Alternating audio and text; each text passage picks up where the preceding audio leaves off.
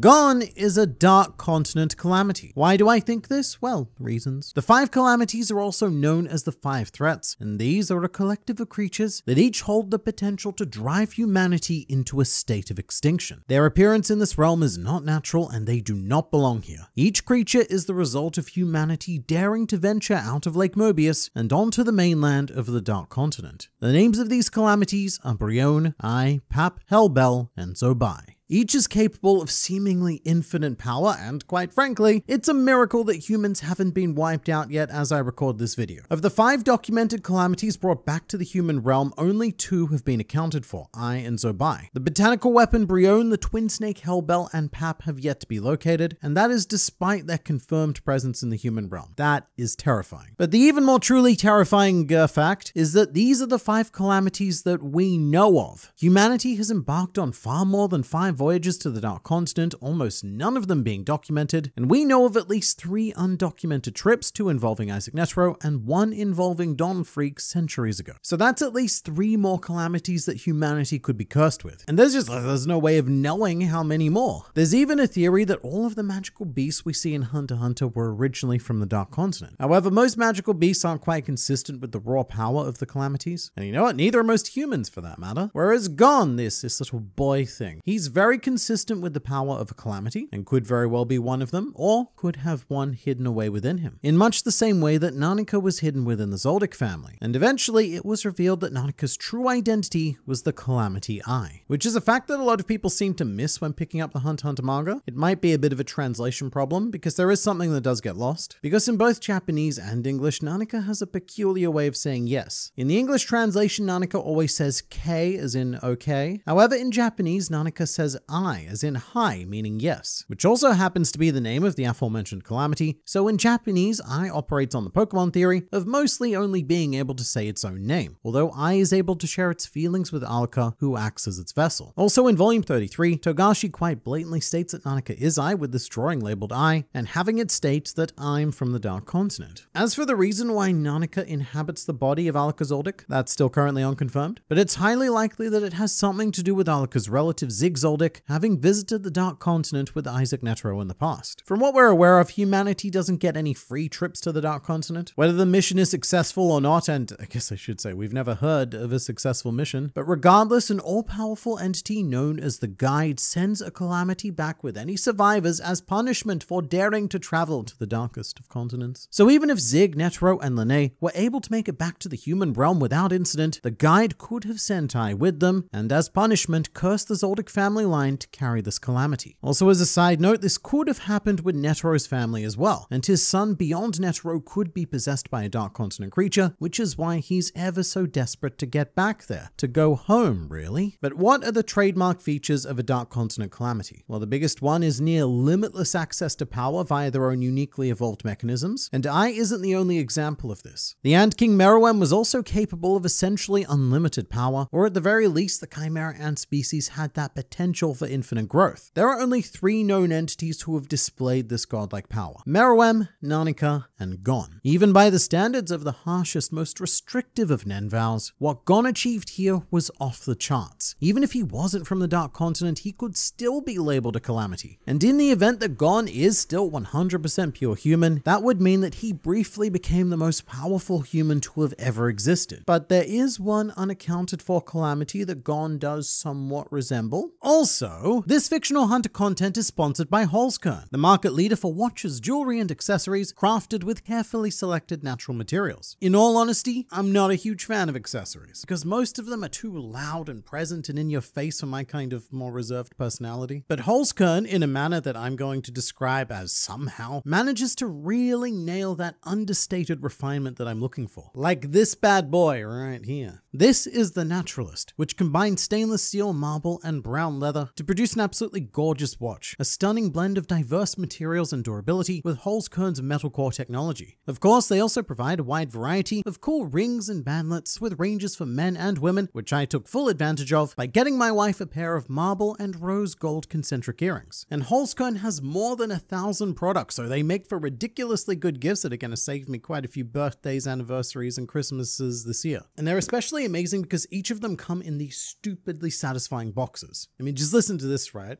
That's good box sound. Also, each item is individually prepared. In my case, my watch was packaged by Emma, so cheers for that, Emma. You're a fantastic packagist. So you can and should give Holzcone a look through my link in the description, and you can also use code GLR at checkout to get a special 15% discount because you are a special person. Don't tell anyone else they're not allowed to have the code because they're not special. Thank you so much again to Holzcone for sponsoring this video, as it's because of sponsors like them that we're able to support such a magnificent team of channel artists and editors. So give Holzcone a go, but for now it's back to you, me. But there is one unaccounted for calamity that Gon does somewhat resemble, and that would be Pap, the entity described as a trade-off between life and pleasure, a beast that keeps people as pets. And if you look closely, or actually if you just have your eyes open, even if you're really far away, you'll notice that Pap's victims do share a similar physical state to that of Gon following his transformation. His body rapidly deteriorated into this almost mummy-like state. It was very disturbing, but it was not unique. We have seen a similar state before. Because it could also be argued that Gon's body resembled a worse state of Netero after he exhausted all of his aura, and this might just be what happens when all life force leaves the body. All that remains is a shriveled sack of meat and bones. Another counterpoint is that Pap is supposed to give pleasure, or at least the illusion of pleasure. And Gon during the Chimera Ant arc, I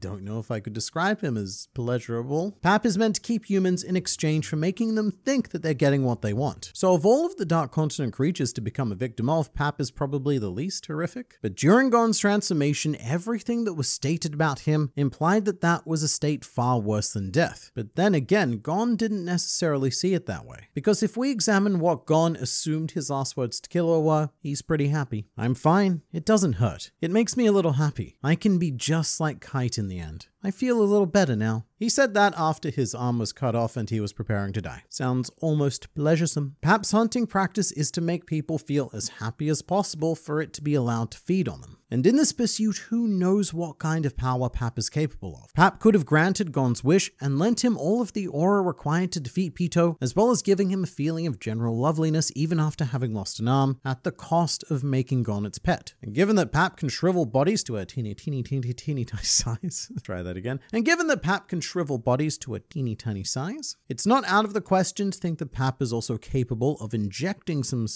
juice and enhancing the bodies as well. By juice, I mean Nen juice. Or Dark Continent juice, some sort of juice. That would explain why even the world's top Nen exorcists were unable to do anything about this. Because no human has any chance of measuring up to a Dark Continent creature. No human except Gon, who may be a Dark Continent creature. The only individual capable of dealing with a calamity was another calamity. Killua asked to heal Gon, and Nanaka used its abilities to either get rid of Pap or restore the status quo sans Nen use. Although we definitely don't ever see Pap's little trademark tentacles. But then again, we never see Ai in its purely gaseous form either. I was capable of doing things that little introduction box didn't tell us. And we don't even know what kind of being Pap is. We're assuming it's a tangible creature because of the tentacle, but otherwise it's completely obscured. We don't even really know what it is we should be looking for. All we know is that whatever it is, it's not great. Because according to the threat classification system, Pap ranks as an overall A-level threat. A is bad, like real bad. In fact, it's currently the highest rank that a threat can hold, indicating that it poses a potential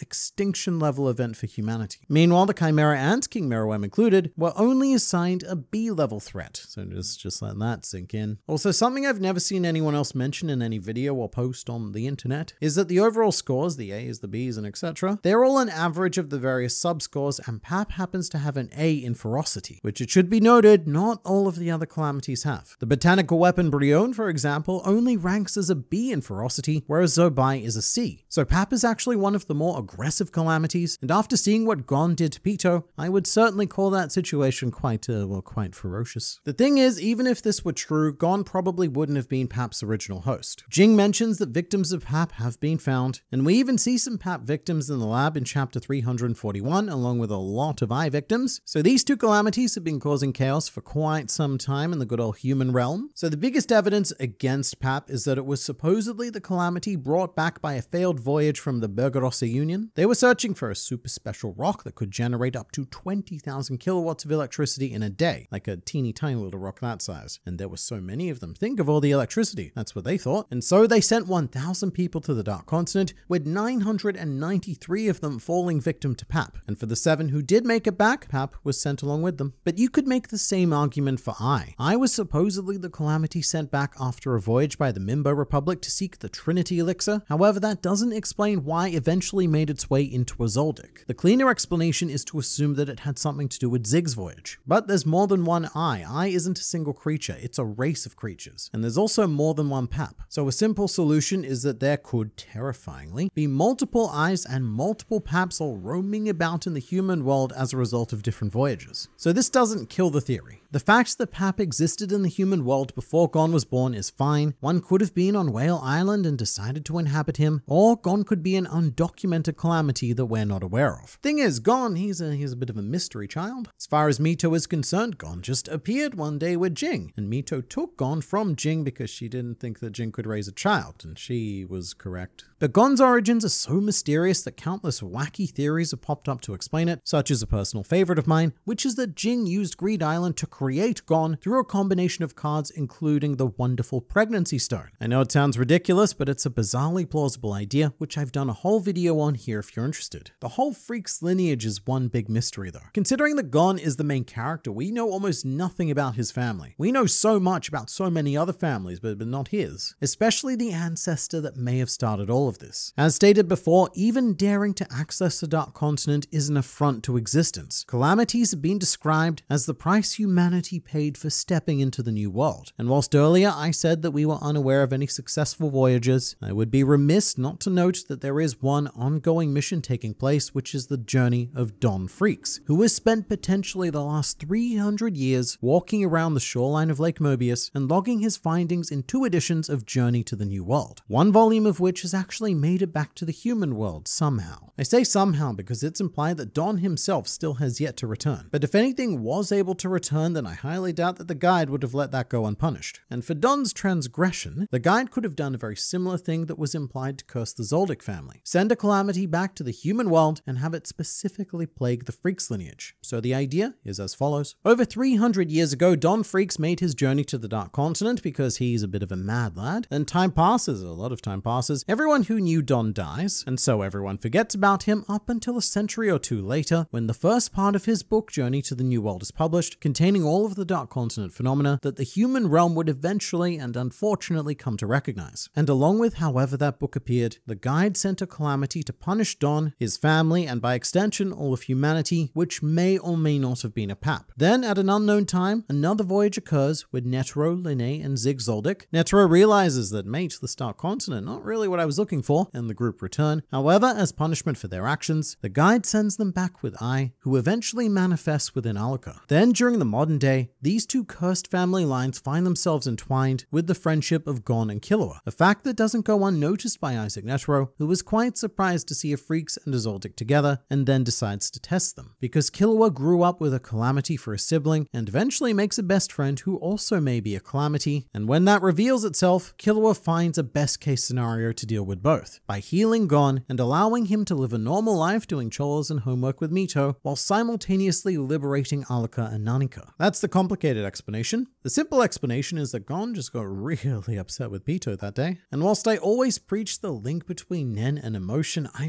don't know. It still makes me question how he was capable of that power. Were Gon's life and potential really worth that much? And getting really upset might not be the simplest explanation, especially when Gon has an ancestor and a father determined to explore the Dark Continent, which is well known for punishing humanity with assorted curses. So you let me know in the comments, do you think that Gon could be a calamity? And thanks so much again to Holzkern for sponsoring this video. Genuinely great products, and you can check them out through my link in the description.